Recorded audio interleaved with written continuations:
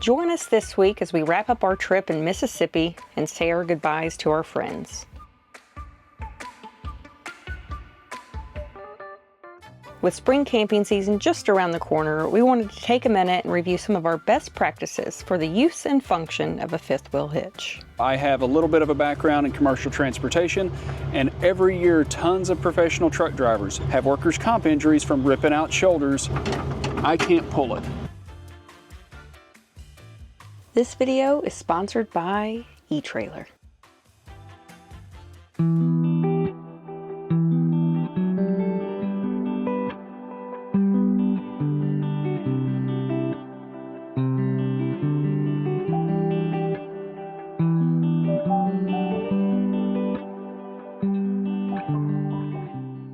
Good morning, folks. We're about to hit the road. Before we did that, I wanted to take a minute and talk about hitches. It's coming up on spring. This is the time of year a lot of people buy their first camper or a new camper or an upgrade camper. And I know fifth wheel hitches can be a little intimidating to some people. So this is your fifth wheel hitch plate. And we use a PULLRITE OEX 25K hitch. Prior to this, when we had our short bed truck, we used a PULLRITE Super Glide, great hitch, towed over 30,000 miles with it. When we got the long bed, we went to the OEX fixed hitch to save space and weight. But since I was doing all this, I thought I'd take a second to talk about hitches. So when we do a little hitch maintenance, what I like to do is take the fifth wheel plate off and just take a look back here, take a look at our springs, take a look at our pins, look for any kind of irregular wear. Everything looks great, just like it always does. So I'm just gonna give a little bit of lubricant to these springs and our latching mechanism. While we're in here, we want to check our play this direction, make sure there's no excessive play or chucking or anything like that. That all looks great. And I just give a little love to the horns right here. Obviously we're partial to PULLRITE, but there's a lot of good hitches out there. And the purpose of this video is to talk about fifth wheel hitches and our best practices for hooking up and moving down the road using a fifth wheel hitch. And if you're in the market for a fifth wheel hitch, you may be wondering, what's the right hitch for me? What hitch do I need for my trailer? And that's where ETRAILER.com comes in. Their customer service enthusiasts are super fast, super responsive.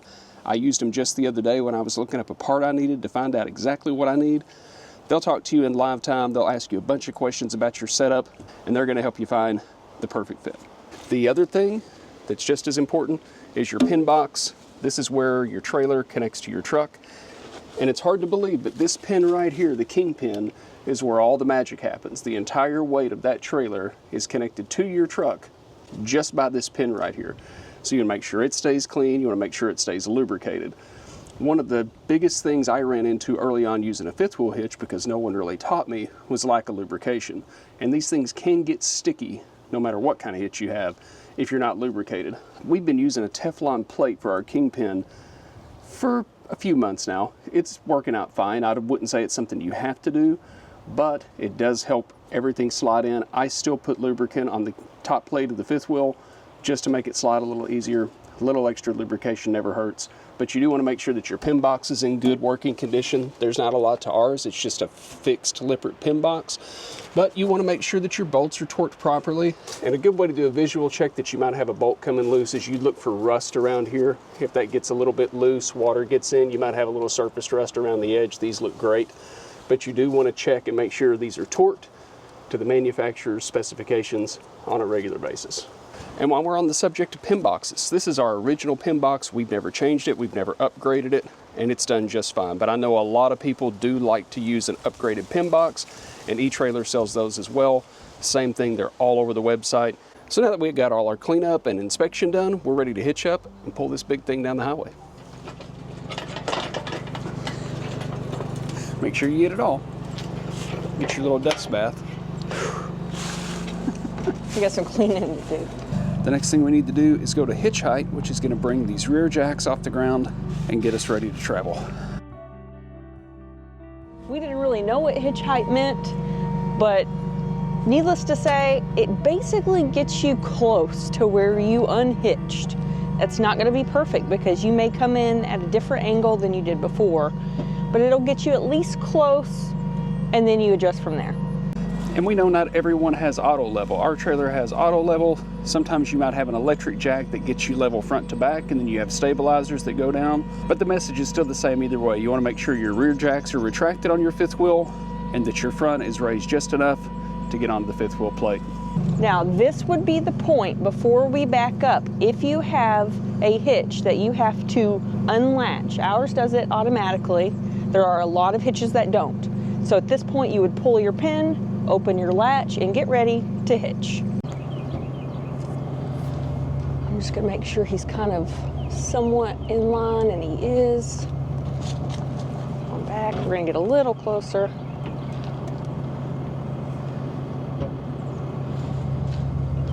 And he's lining up perfectly. So what I'm gonna do is lower this down where this slope right here hits this slant right here, because you want the truck to squat a little bit and lift the trailer up and get some pressure off of it. Come on back a little bit and let me look at it. So that should hit that ramp just so, and lift up a little bit. You could even lower a little bit more if you wanted. I might just do it. Perfect. So at this point, our bar automatically locks in. This would be the point if you have one manual that you would shut it and put your pin in. Make sure you put your pin in. And you want to make sure your locking mechanism has closed all the way. I usually hear it click in. And in these situations, we like to double check each other because I like going down the road knowing that I saw that it was latched. Now we're going to kick on our lights, and we're going to do our last thing, which is tires, lights, and a tug test, a little TLT before we get going down the highway. Make sure that when we pull forward, I don't have anything that's going to grab these jacks and drag it.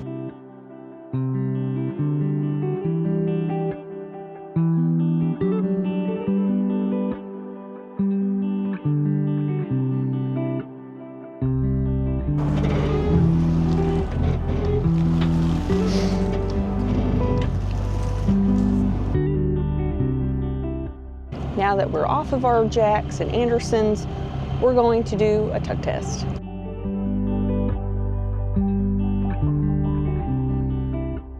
We're going to retract all. Now that we've retracted all, we always TLT tires, lights, tug test. We've already checked our tires this morning. We're going to do a quick walk around and make sure that all of our lights are burning. For us, we carry a bike rack and a honey wagon. So we make sure all this is nice and secure. Honey wagon secure. All of our baggage doors are locked. As we're checking lights, I'm checking baggage doors. We do have a vehicle here and an RV. We're gonna watch our tail swing. Otherwise, I don't see many other obstacles.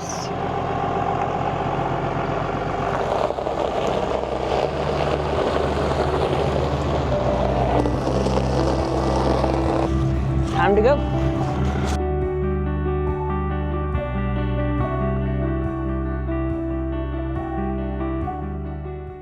Does anyone else get immediately hungry as soon as they hit the road? No, it's just you. Mississippi was fun with our friends. We worked a lot of it.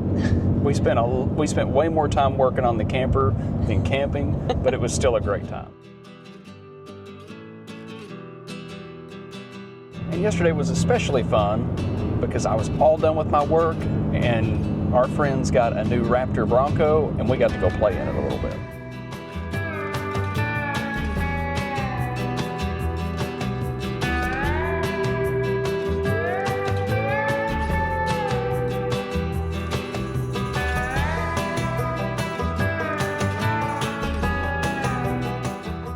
They left the call up to me on whether we wanted the top on or off, and I'm like, top off, it's gonna be 70 degrees. That was a bad decision because it was a very cool 70 degrees. So I did have to stop and make a purchase along the way to get through it. I can't take you anywhere. It's a $50 hoodie, and I was willing to pay it because I was that cold. It was on clearance, 27 bucks. Nice. And I had another 5 off with TSC rewards, so $21 for a Columbia sweatshirt. Oh, that's not bad. That's a win. Let's be honest, he only bought this because I just made him throw 2 away or give 2 away. He needed to replenish his Massive hoodie collection. Leave it to us to get excited about a hardware store.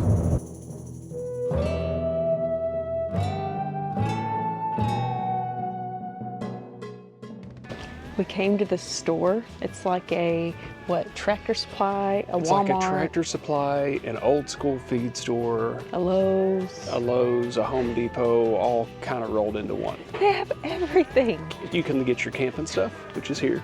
You can get your fishing stuff over there, and you can walk right over there and get some paint mix.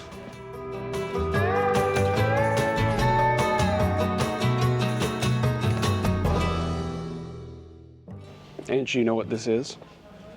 That's a shock. This? This. Oh, that's not a shock either. It's not? Nope. That's for a 3-point hitch on a tractor. These are your PTO drive lines, like what you'd use for a bush hog or a baler or something like that. Well, look at me learning. I'm learning. This is a Teflon plate for a semi. And the bad thing is, it's not much more expensive than what we put on our campers. No, it's not.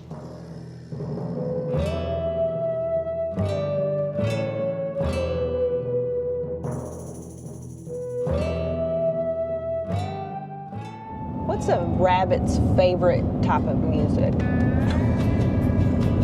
I don't know. Lettuce wrap? I don't know. Hip hop. Oh.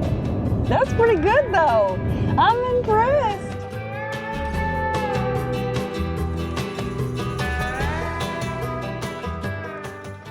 On our friend's property, we did see some very strange things out there. What's the proper thing to do when someone lets you stay on their property while you're doing a project and are amazing hosts, but they have security cameras and they're not here?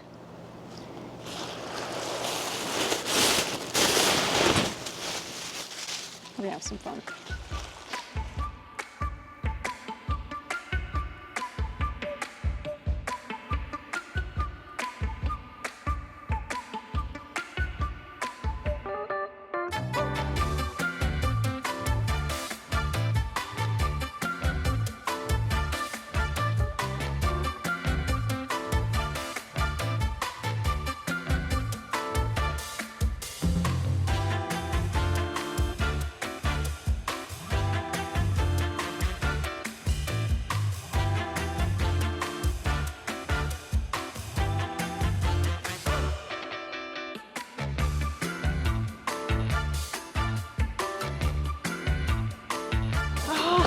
We missed the car. Dang it. That was a lot of effort. Watch him not even notice.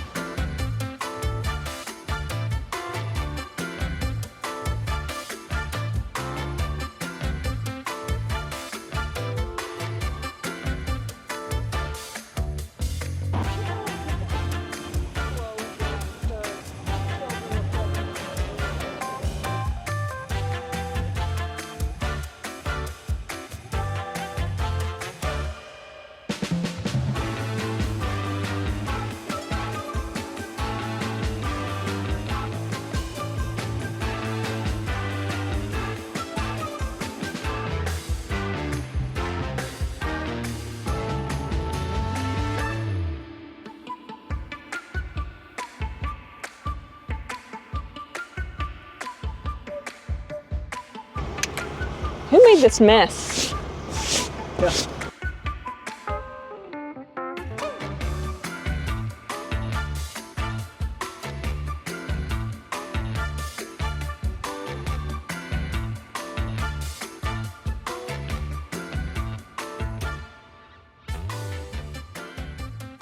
Once you get to your campsite and you're landed and you're pulled in, maybe somewhere like this in a nice and easy pull-through site. This is pretty great.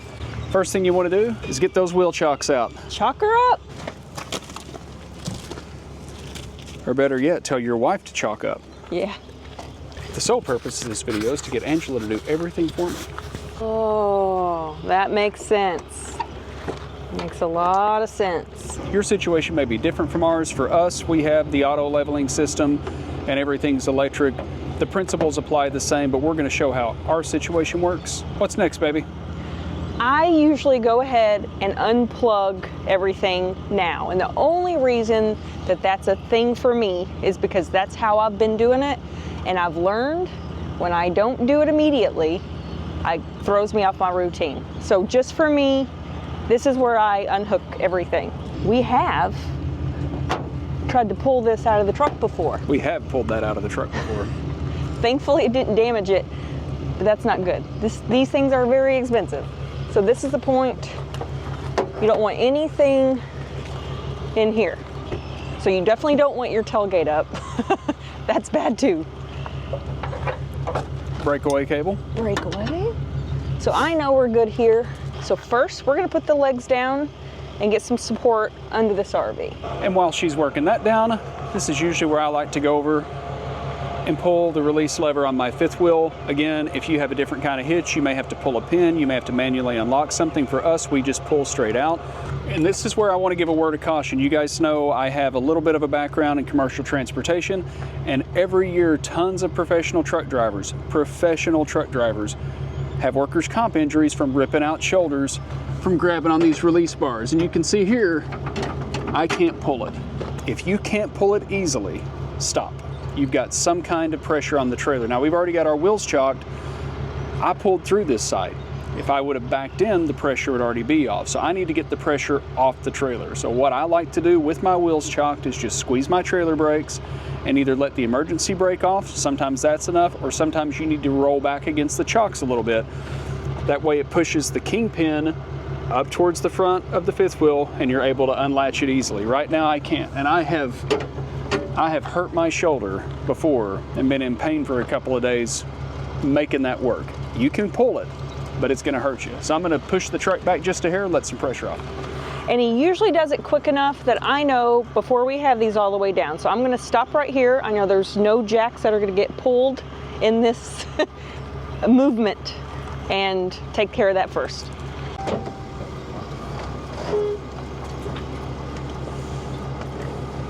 So now it should be just this easy. And we're ready. Now we can drop the jacks, get the pressure off the truck. Here's a mistake that we made really early on, and I think this is important. They're on, they're touching, but there's still all this weight on the kingpin. What we used to do is not pull all the weight off. We would think, oh, you know, I don't want to get it up too high and have pressure there, and so we wouldn't pull enough weight off of it, and then it would jerk. And when you're on stacks of things, it was really scary. And it took a few times before we finally realized we need to take more weight off. We're looking for a little bit of separation between the pin box and the plate.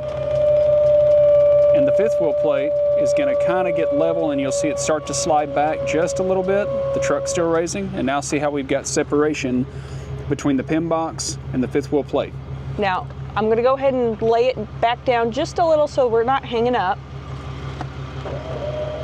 but no pressure's on. So you should be able to clear with no problems. We can pull that pin and set those legs down a little further, and sometimes I do. It really depends on the situation. If the site's relatively level, I usually don't pull the pins and release the jacks any farther down. I normally just let the legs do their thing, because if you let the legs fall too far, when it goes into auto level, if it needs to nose down to level out and you've got the jack legs out, it's not gonna do it, and you're gonna stroke out, and then you gotta hook up and raise them. So that's why I do it the way I do it. We're not gonna get into leveling, that's a whole different thing, but because we do have auto level, I'm just gonna go ahead and get the auto level rolling. Now that he's unhooked and he's making his circle, it may be done by the time he makes it around. Now it's time for puppies and to enjoy our day. We're back here in our original home state of Arkansas. We have a lot to show you, a lot of stuff that you may or may not have heard of, and stuff I'm pretty sure you haven't heard of. So we're excited to do that, and we'll catch you guys on the next one.